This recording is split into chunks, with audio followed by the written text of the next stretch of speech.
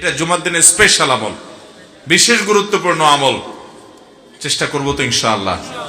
এমন একটা সময় আমরা আসি ভাইরা, কিয়ামত যে খুব নিকটবর্তী হয়ে গেছে সেটা বিভিন্ন আলামত দ্বারা বোঝা যায়।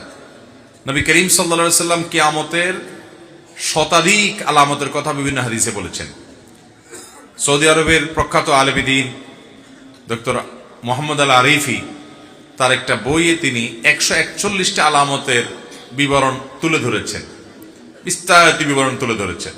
এর ভিতরে 131টা হলো কিয়ামতের ছোট আলামত আর 10টা হলো বড় আলামত। কিয়ামতের বড় আলামত আর ছোট আলামত চিনেননি আপনারা? কিয়ামতের ছোট আলামত বলা হয় ওইগুলোকে যেগুলো কিয়ামতের অনেক আগে থেকে দেখা যায়, অনেক আগে থেকে দেখা যায়।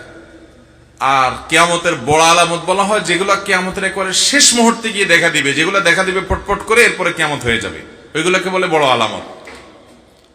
কথা কি বুঝাতে পারছি? তাহলে কিয়ামতের ছোট আলামত কোনগুলা?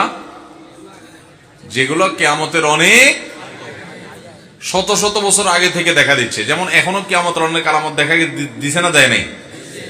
পোলাপান বেশিরভাগই বাপমার অবাধ্য, এটা কিয়ামতের আলামত যে সন্তানরা বাপমার কি হয়ে যাবে? অবাধ্য হয়ে যাবে। ছোট লোক, টোকাই, রংবাজ, অশিক্ষিত, মূর্খ, সন্ত্রাসী, চাঁদাবাজ, খারাপ মানুষ, এরাই বড় বড় নেতা হবে। হয়েছে না হয় নাই? ভদ্রলোক, সম্ভ্রান্ত, আমলি, ভালো মানুষ, এদের কোনো বেইল থাকবে না। হয়েছে না হয় নাই? কিয়ামতের আগে 131টা এরকম আলামতের কথা মোহাম্মদ আল আরিফি হাফিজাহুল্লাহ তার বইয়ে লিখেছেন। এগুলোর মধ্যে বেশিরভাগ আলামতই ইতিমধ্যে দেখা গেছে, এগুলো প্রকাশিত হয়ে গেছে। নবী সাল্লাল্লাহু আলাইহি ওয়াসাল্লাম বলেছেন, রিআ আশ-শা'i ইয়াতাতাওয়ালুনা ফিল বুনিয়ান ওয়া আনতারাল হুফাতাল উরাতাল আলাতা রিআ আশ-শা'i ইয়াতাতাওয়ালুনা ফিল বুনিয়ান। ছাগলের রাখালি করতো যারা এক সময়, আপনি যদি দুবাইতে যান, আপনি যদি মিডল ইস্টে যান, তাদের পূর্বপুরুষরা বেশি দিন আগের কথাও না যে তারা শত শত বছর ধরে ছাগলের রাখাল ছিলেন। এটা কোনো দোষের না, ছাগলের রাখাল, নবীরা ছাগলের রাখাল ছিলেন। এটা বাস্তবতা বোঝানোর উদ্দেশ্য যে তাদের জীবন জীবিকা এভাবে নির্বাহ করতেন তারা। কিন্তু এখন ইয়াতাতাওয়ালুনা ফিল বুনিয়ান, তারাই এখন বিশাল বড় বড় দালান কোঠা নির্মাণ করতেছে। হয়েছে না হয় নাই? আপনার বুর্জ খলিফা, বুর্জ দুবাই, বড় বড় টাওয়ার, বিশ্বের উঁচু উঁচু টাওয়ার তা নির্মাণ করছে কি করছে না? তো নবী সাল্লাল্লাহু আলাইহি ওয়াসাল্লাম কিয়ামতের যে আলামতগুলোর কথা বলেছেন, এই আলামতগুলোর বেশিরভাগই প্রকাশ পেয়ে গেছে। হ্যাঁ, বড় আলামত যেগুলো 10টা, সেগুলোর একটা এখনো প্রকাশ পায় নাই। ওইগুলো আসবে, ওইগুলো সবগুলাই প্রকাশিত হবে এবং কিয়ামতের আগে একটা একটা করে হবে। 3টা বড় বড় ভূমিকম্প হবে, আগুন বের হবে, সূর্য পশ্চিম দিক থেকে উঠবে, ঈসা আলাইহিস সালাম নাজিল হবে, ইমাম মাহদি আসবে, দাজ্জাল আসবে এবং পাহাড় ফেটে দাব্বাতুল আরদ নামক একটা প্রাণী আসবে। কিয়ামতের আগে এরকম বড় বড় 10টা আলামত ঘটবে ঠিক শেষ মুহূর্তে, কিন্তু কিয়ামতের ছোট আলামতগুলো অনেক আগে থেকে ঘটবে। আপনি যদি কিয়ামতের আলামতের হাদিসগুলো পড়েন তাহলে আপনি অবাক হয়ে যাবেন যে নবী সাল্লাল্লাহু আলাইহি সাল্লামের কথা সে 1450 বছর আগে বলেছেন, এখন সেগুলো কিভাবে একটা একটা করে ঘটে যাচ্ছে।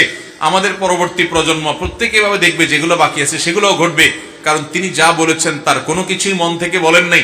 ইন হুয়া ইল্লা ওয়াহয়ুন ইউহা মা ইয়ানতিকু আনিল হাওয়া। রাসূল হাওয়া থেকে কিছু বলেন না। আমাদের দেশে কিছু লোক বের হয়েছে যারা হাদিস মানে না, যারা ডাইরেক্ট কোরআনের উপর আমল করতে চায়, আছে না নাই? এই ভাইরা বলে না রাসূলের ব্যক্তিগত কথা আমরা মানব না, আমরা শুধু কোরআন মানব। রাসূলের ব্যক্তিগত কোনো কথা নাই ভাই। আল্লাহ তাআলা কোরআনে বলেছেন মা ইয়ানতিকু আনিল হাওয়া। আরবি যারা জানেন, আরবির একেবারে এই ক্লাসে, প্রথম ক্লাসে, দ্বিতীয় ক্লাসের যারা ছাত্র তারাও জানে মা ইয়ানতিকু আনিল হাওয়ার মানে হলো নতকুন, মানে হলো কথা বলা। নবীর মুখ থেকে যত কথা উচ্চারিত হয় এর কোনোটাই তার প্রবৃত্তি থেকে হয় না। ইন হুয়া ইল্লা ওয়াহয়ুন ইউহা, যাই উচ্চারিত হয় সেটা ওহী, আল্লাহর পক্ষ থেকে উচ্চারণ করানো হয়। অতএব নবীজির সব হাদিস মানতে হবে কি হবে না? ভাইরা আমার, তো যাই হোক, যেটা বলছিলাম, কিয়ামতের আগে এই যে কিয়ামতের আলামতগুলো প্রকাশ পাইছে, যত কিয়ামত নিকটবর্তী হবে তত ঈমানদারদের জন্য ফিতনা সংকুল সময় আসবে। আপনি দেখবেন এখন খারাপ পথে চলতে কোনো অসুবিধা নেই, ভালো পথে চলতে গেলে অসুবিধা, ঠিক না ভাই? ঠিক। আগে মানুষের জন্য মিথ্যা কথা বলাটা কঠিন ছিল, কারণ সমাজে বেশিরভাগ লোক সত্যবাদী হইতো, মিথ্যা বা কথাবাদী যে সে ধরা পড়তো। আর এখন সত্য বলাটাই কঠিন হয়ে গেছে, ঠিক কিনা বলেন? এখন সত্য বলাটা কঠিন হয়ে গেছে না? আগে হারামখোরি কঠিন ছিল, এখন হালাল খাওয়াটাই কি? কিয়ামত যত নিকটবর্তী হবে, মানুষ ভালো থাকাটা বরং কঠিন হবে, আর খারাপ থাকাটা কি হবে? সহজ হবে। এরকম ফিতনা সংকুল সময়ে আমাদের ঈমান এবং তাকওয়া হেফাজত করা এটা চারটিখানি কথা না। নবী করিম সাল্লাল্লাহু আলাইহি সাল্লাম বলেছেন যে শেষ জমানাতে কিয়ামতের আগে ঈমান ধরে রাখা এটা হলো হাতে জ্বলন্ত কয়লা মোট করে ধরে রাখার চাইতে কঠিন। ওইটা যেরকম কঠিন কাজ, ঈমান রাখাটা সেরকম কঠিন কাজ। সেরকম সময় কিন্তু আমরা পার করতেছি এখন ভাইরা। এই রকম সময়ে আল্লাহ তাআলা আমাদেরকে, আমাদের ঈমানকে, আমলকে, তাকওয়াকে ফিতনা মুক্ত রাখুন। আমরা চাই কি চাই না? যদি চান তাহলে একটা বড় আমল হলো সূরা কাহাফ।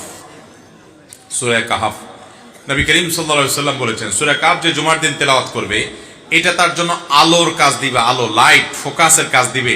ফিতনার অন্ধকার, কোন দিকে যাবেন বুঝতে পারতেছেন না, এক একজন এক এক দিক ডাকতেছে, এই সূরা তেলাওয়াত করবেন, আল্লাহ তাআলা আপনাকে পথ দেখাবেন, আল্লাহ নিজে গাইড করবেন আপনাকে। ফিতনার সময় মানুষ দাজ্জালে ফিতনা, দাজ্জালি পনার ফিতনায় পড়বে, আল্লাহ আপনাকে হেদায়েতের পথে গাইডলাইন করবেন। এবং কিয়ামতের দিন যখন অন্ধকারে, গুটগুটে অন্ধকারে মানুষ থাকবে, আল্লাহ আপনাকে গাইড করবেন কিসের বিনিময়ে? সূরা কাহাফ তেলাওয়াত করার।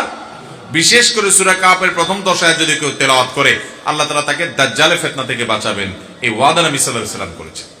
এই জন্য জুমার দিন কখনো সূরা কাহাফের তেলাওয়াত ছাড়া যাবে না ইনশাআল্লাহ। চেষ্টা করব তো ভাইরা আমার।